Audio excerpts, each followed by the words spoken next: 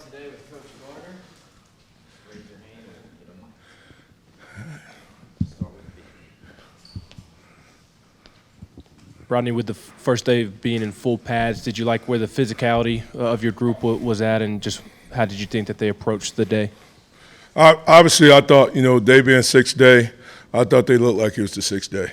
I think early on, I've really liked the energy and the way the guys have approached practice. Today, it started, wearing on them a little bit, that we got to continue to push the needle and continue to get mentally and physically tougher and be able to fight through those situations. But overall, I thought it was good. We did have a couple guys get banged up, so guys got more reps. When we start limiting other guys with reps, then other guys increase the reps. But that's a game situation, so they got to learn how to fight through and be able to push themselves when they think they can. Austin and Dan.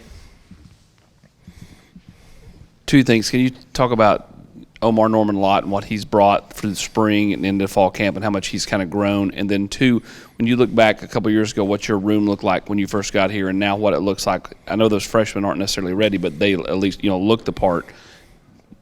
How good is that to kind of see the development as far as just being able to build the room up? Well, obviously I definitely think Omar Lott is definitely an upgrade for us. He's a young man that's got, a body of work, even though it's in a different conference. So he's got a little bit more maturity to him. And then when you sit there and look at this kid, he has a skill set. He has power. He has initial quickness. He knows how to maneuver his body and slip and just naturally make some plays. He can really run. The thing I thought, initially coming into camp, I thought he was maybe just a tad bit, too heavy. And I think, now he's starting to trim down, and his athleticism is starting to show even more, which I think as he continues to really get himself into better shape, I think we will see even a much better product than what he's shown thus far. Along the lines of, changing the culture of the room, I do feel like we are moving the room in the right direction. Now we've got peers holding each other accountable. And that's what you want. If you're ever going to have a championship caliber program or team, you got to have the leadership coming from within. And now you're seeing guys start to hold each other more accountable. And it's just not just the coaches where, they're sitting there and say, hey, that's not our standard. That's not how we do things. And I think if we can keep moving in that direction, then we'll be able to achieve better results.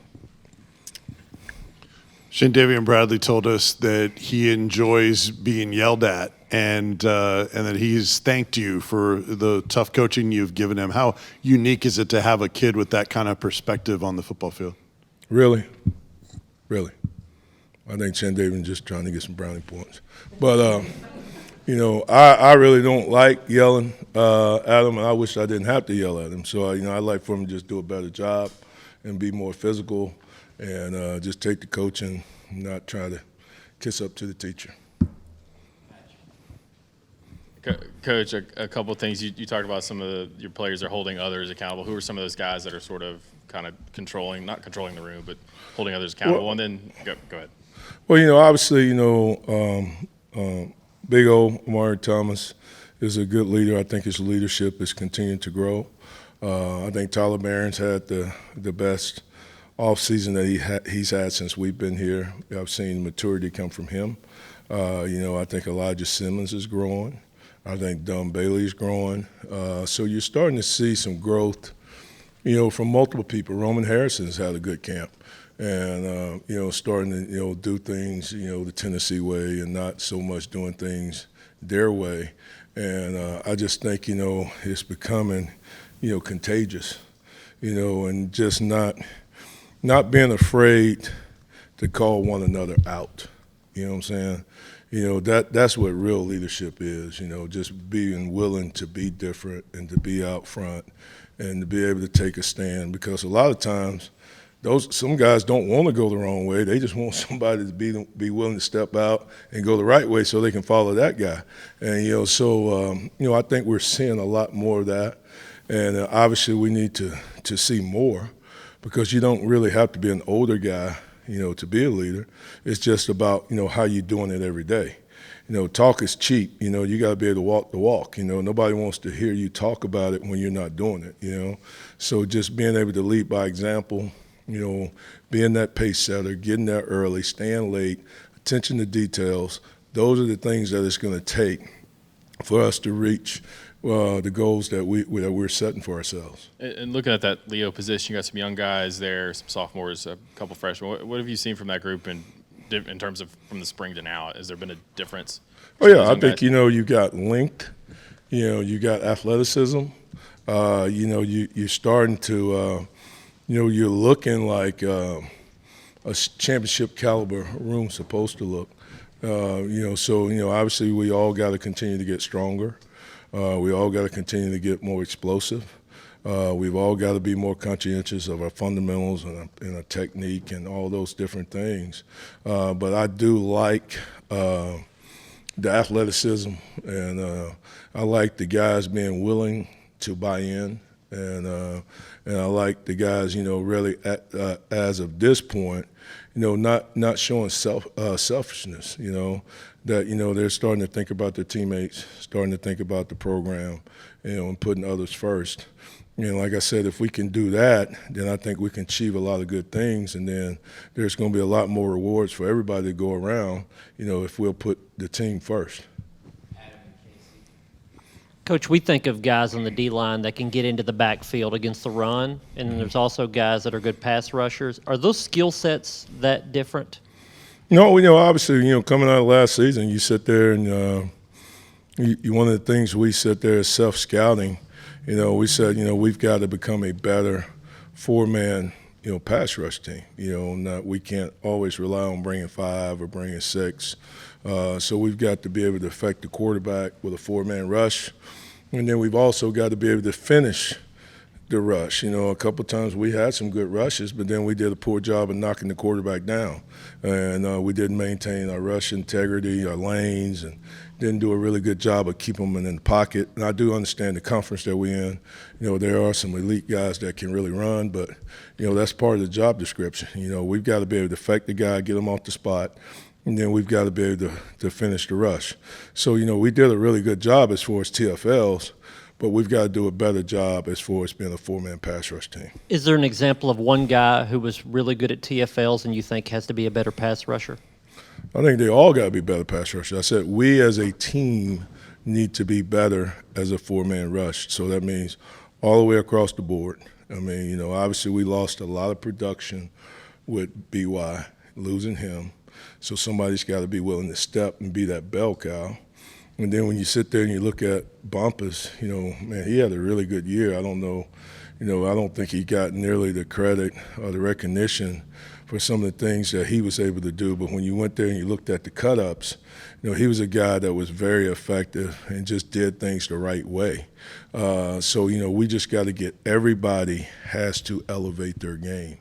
I'm talking man for man, coach for coach. It's not just player driven; it's coach driven too. We got to do a better job of teaching it and demanding it, and then getting the end result. The athleticism that Elijah Simmons has for his size, how does that make him so valuable on the interior of the defensive line? Elijah, he is a powerful big man. He does have initial quickness, short area quickness. He's got built-in pad level and leverage. He's just got to learn to. His biggest enemy is just, is when fatigue sets in. When he gets tired. Everybody knows he switched his number to 10. And like I'm saying, if you're a D lineman wearing 10, you need to be elite. So my challenge to him. Sometimes 10 shows up to practice, sometimes 51 shows up. So we just got to figure out who you are, what you want to be, So, 10 and 51 are different guys. So, if he's going to be 10, then he needs to get himself in really, really good shape and be able to play out the whole game like 10. kind of touched on it a minute ago, Tyler Barron, his off season. What difference have you seen in maybe his mindset and approach? Is there some motivation there just being a senior, and then also where has he gotten better as a player this off season?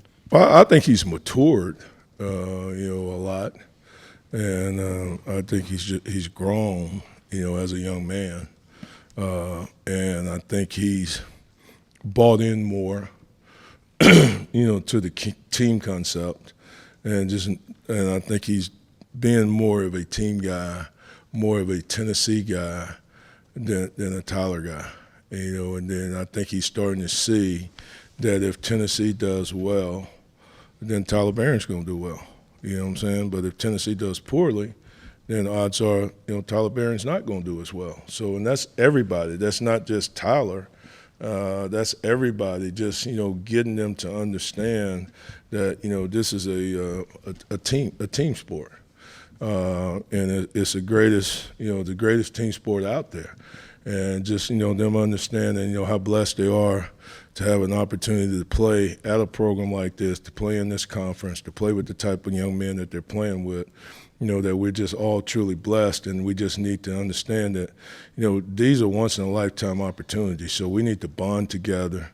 We work extremely hard, but if we need to bond together and make it special, because, if we're all pulling the rope in the same direction, then we definitely got an opportunity to do some special things. Coach, as you get started just in the first week of fall camp, how beneficial is it to have so much staff continuity like you guys have had, being together for 3 years on that side of the ball? Well, I think it's a blessing for us to be together, for 3 years. I think that shows even in the team. I think we're so much farther ahead being 3 years into the program. Our kids are so much farther ahead with the system, as far as making the checks, making the adjustments, understanding the defense, being able to fix things, when they're not, quite right. So, that's been, that's really comforting. And then, obviously I think Coach Hype, he does a really good job of being a great leader, that he doesn't let you become stale or stagnant, so you don't have to worry about that. But I do think, guys knowing each other, pulling the rope in the same direction. There's no hidden agendas. Coach Hype's done a really good job of setting the compass of where we're going, and everybody's following that direction. Last question. Rodney, what's been the key with getting Elijah to kind of push through that and be more consistent? Is it as simple as getting in better shape or fighting through it, or what's that process been like? Well, I think, obviously, just getting into better shape, growing, maturing, maybe even feeling, somewhat, unfulfilled, just because he's a guy, he'd sit there and tell you, when I first came and first met him, got around him, I was like, man, you remind me so much of Geno Atkins. I thought he's going to be like that, just that initial quickness, that short area quickness, that explosiveness. He just reminded me of Geno, who I had at Georgia. And, for whatever reason, he would start out always with a bang, but then some kind of way, some along the line, he hit a little adversity and would always fade away. So hopefully, he had a great spring. Maybe I didn't say a great spring, had a really good spring. And like I told him in the evaluation after spring ball, the challenge was going to be, was he going to pick up where he left off in spring, or were we going to start all the way back over again? So that, I can tell you, thus far through camp, he's really having a really good start of camp. So, and I think he sees that. So hopefully he's gaining a little bit of more confidence. Hopefully he likes, the direction he's heading in. And we all just got to keep encouraging and pushing and prodding and all that. It's just like I told the guys the other day, obviously if you can't push yourself, then you need to be a man enough to be able to allow others to push you. Because there's some guys that can't push themselves, but then they got to allow their teammates to push them or allow their coaches to push them. But now if you can't push yourself and you won't allow others to push you, then we got a problem. Then we're not going to be able to get where we want to get to. And I think now he is allowing, his teammates to push him. when he hits that wall. He's allowing the coaching to push him in the right direction and not let it be all a negativity thing. So hopefully he's growing and maturing in that area right there. Thank you, Coach. Right.